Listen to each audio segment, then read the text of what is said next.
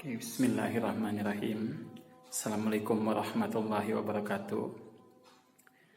Untuk para siswaku yang mungkin sedang di rumah, hari ini Bapak akan menjelaskan bangun ruang sisi datar. Bagian yang pertama yaitu bagian kubus. Kalian perhatikan gambar kubus yang Bapak buat. Di sana ada kubus A, B, C, D, E, F, G, H.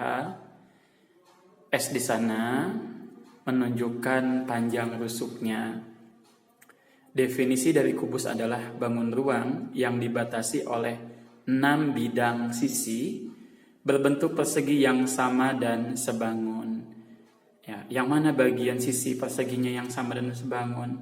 Kalian bisa lihat pada gambar ada bagian atas itu sama dengan bawah, sama yang dengan depan, dengan belakang, kiri dan kanan. Jadi ada 6 buah persegi di sana.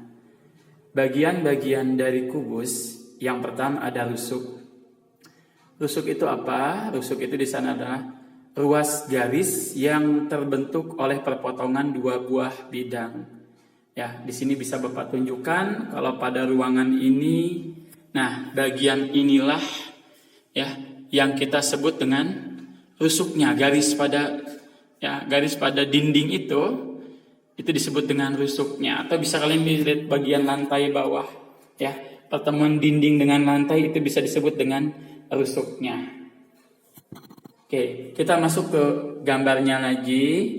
Nah, dari gambar yang Bapak buat di situ rusuknya ada rusuk AB yang di alas, BC, CD, AD. Ya, ada juga rusuk pada bagian atas atau tutup. Ada rusuk EF, FG, GH dan EH yang semuanya panjang rusuknya sama panjangnya. Kita masuk pada bagian keduanya, bagian-bagian dari kubus yaitu bidang atau sisinya. Tadi sudah sempat Bapak sampaikan bahwa bagian-bagian kubus itu dibatasi oleh bidang atau sisi yang berbentuk persegi dan sama. Tadi sudah disebutkan perseginya ada bagian alas, ada persegi ABCD, ada bagian atas, ya bagian atas persegi EFGH, bagian kiri ADHE, kanan BCGF, depan ABFE, dan bagian belakang perseginya adalah CDHG. Nah, untuk titik sudutnya ada titik sudut A, titik sudut B, titik sudut C, D sampai H yang besarnya 90 derajat. Ya, ini Bapak tunjukkan yang mana bagian titik sudutnya, ini letaknya titik sudut ya, ini titik sudut A, titik sudut B dan seterusnya sampai titik sudut H, sehingga totalnya ada 8 buah titik sudut. Untuk diagonal bidang atau diagonal sisi, ya, diagonal bidang atau diagonal sisi Bapak mungkin jelaskan dulu pengertiannya, yaitu garis yang menghubungkan ya titik sudut di sisi atau bidang yang sama. Contoh, kalian lihat bagian alas ini. Ya, yang mana diagonal sisinya? Ini kalau Bapak tarik dari A ke C, ini disebut dengan diagonal sisi. Ya, atau bisa saja arah sebaliknya dari B ke D. Oke, untuk memperjelas Bapak tunjukkan mungkin pakai spidol. Ya, diagonal sisi contohnya di sini ada diagonal sisi AC, ini yang di alas. Ya Bapak tarik, nah inilah terbentuk diagonal sisi, atau bisa sebaliknya itu yang di alas ya, atau BD yang di alas. Yang di atas ada EG, FH. Nah, kalian bisa nanti melengkapi sendiri pada bagian kirinya ya. Apa di bagian kiri di situ pasti ada diagonal bidangnya, bisa dituliskan sama kalian sendiri. Bagian kanan yang belum, depan dan belakang. Oke, yang berikutnya selain diagonal bidang ada diagonal ruang. Nah, perbedaannya apa? Kalau diagonal bidang tadi, ya, diagonal bidang itu menghubungkan titik sudut di bidang yang sama. Tapi kalau diagonal ruang tidak pada bidang yang sama. Ya, dalam artian dia menghubungkan titik sudut antar ruang. Contoh yang pertama, ini kalau Bapak tarik dari A ke G. Nah ini A ke G di sini contoh dari diagonal ruang, atau arah sebaliknya ya. Dari B ke H itu juga diagonal ruang. Ya, ada yang berikutnya, ada D ke F, Yang terakhir C ke E. Oke. Yang berikutnya selain diagonal bidang sama diagonal ruang, ada yang terakhir bagian pada kubus yaitu bidang diagonal. Nah, apa bidang diagonal? Bidang diagonal adalah bidang yang dibentuk oleh dua buah diagonal bidang yang sejajar dan dua buah rusuk yang sejajar juga. Contoh ACGE dan BDHF. Ya, nanti kalian bisa menuliskan yang lain. Ini Bapak contohkan mungkin dari gambarnya nih. Yang manakah bidang diagonal ya. Contoh AC ya dengan GE kalau disatukan inilah contoh dari bidang diagonal. Ini Bapak arsir untuk memperjelas. Ya, ini contohnya. Oke, contohnya itu yang Bapak arsir, itu contoh dari diagonal bidang. Maaf ya, contoh dari bidang diagonal. Ya, dia dibentuk oleh dua buah diagonal bidang yang sejajar dan dua buah rusuk pun yang sejajar. Oke, yang berikutnya masuk ke rumus-rumus pada kubus. Nanti kalian bisa rangkum di catatan kalian. Yang pertama ada rumus jumlah panjang rusuk. Nah, itu 12 kali S. S itu apa tadi? S itu adalah panjang rusuk kubus. Kenapa 12 kali S? Karena rusuk pada kubus itu ada 12. Ya, tadi kalian silahkan lihat lagi bagian-bagian pada kubus. Yang pertama itu punya 12 rusuk. Dan rusuknya sama panjang seluruhnya. Untuk luas permukaannya, rumusnya adalah 6 dikali S kuadrat.